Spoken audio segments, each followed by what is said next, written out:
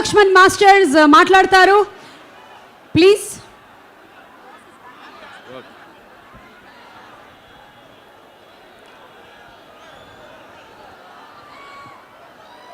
అన్నయ్య is back.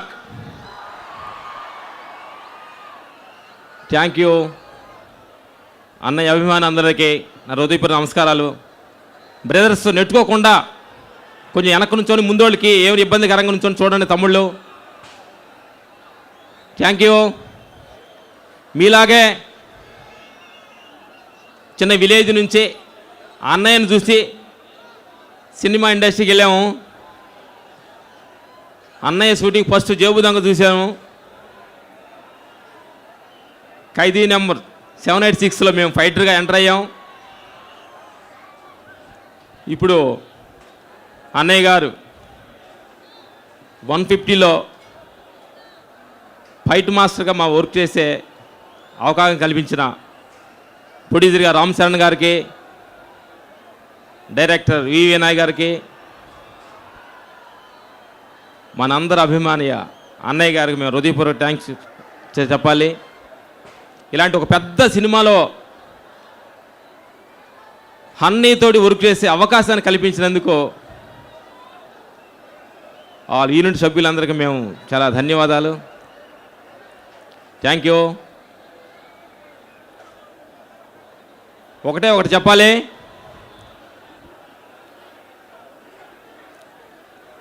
ఒక మంచి భక్తుంటే భగవంతుడికి అందమంట, ఒక మంచి పిల్లలుంటే తల్లిదండ్రులకి అందం, మీలాంటి అభిమానులుంటే అన్నయ్యకి అందం. ఎందుకంటే ఈ వయసులో ఈ స్టైలిష్ చూస్తున్నారు, మీ అభిమానమే ఈ స్టైల్గా ఉన్నాడంటే, మేము గ్యాంగ్ లీడర్లో ఫైట్ చేసినప్పుడు ఎంత ఎనర్జీఫుల్గా ఉన్నాడో ఇప్పుడు ఫైట్ చేస్తున్న 150లో కూడా అదే ఎనర్జీఫుల్గా ఉన్నాడు అన్నయ్య. మేము దగ్గరగా ఉండి చూసాం కాబట్టి అన్నయ్యతో వర్క్ చేసే భాగ్యం దొరకడం చాలా చాలా ఆనందంగా ఉంది. Thank you. మాట్లాడతా. నమస్తే అన్నయ్య ఫ్యాన్స్ అందరికీ వెరీ వెరీ థ్యాంక్ యూ. మేము చాలా సినిమాలు ఫైట్ మాస్టర్ చేసాము, కానీ అన్నయ్యతో ఫైట్ చేయలేదన్న లోటు మాకు కొద్దిగా ఒక మిగిలింది. మా జీవితం పరిపూర్ణమైంది అనుకున్నాం ఈ ఖైదీ నెంబర్ 150 సినిమా చేసి. డైరెక్టర్ గారికి, చిరంజీవి అన్నయ్యకి, శరణ్ బాబుకి ఈ అవకాశం మాకు ఇచ్చినందుకు వెరీ వెరీ థ్యాంక్స్.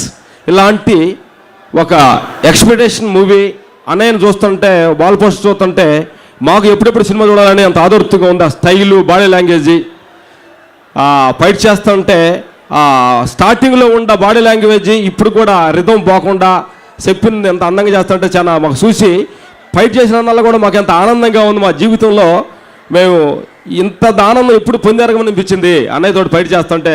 ఆ కొట్టే పంచిదం, నడిచే స్టైలు, కొట్టి తిరిగి చూస్తే ఒక స్టైలు, అన్నయ్యతోటి ఫైట్ చేస్తుంటే మాకు ఎన్నో జన్మల అదృష్టంగా భావిస్తున్నాం. Very very thanks. వీళ్ళందరూ ముందు మేము అవకాశం very very thank you. Thank you Suma గారు. ఈ సందర్భంగా వాడికి అర్థమవుతుంది, మీకు ఎవరికి అర్థం కాకపోవచ్చు, నేను ఎవరికైతే చెప్పినా వాడికి అర్థమవుతుంది, వాడు తెలుసుకోవాలి. ఇది కాకుండా ఈ మధ్యకాలంలో ఒకడు హైదరాబాద్ నుంచి, తెలుగు ఇండస్ట్రీ నుంచి బొంబాయి వెళ్ళిపోయి రకరకాల కూతలకు వస్తున్నాడు. వాడికి కుయ్యటం తప్ప పని రావట్లా. వాడు కూతలు ఆప్ చేసి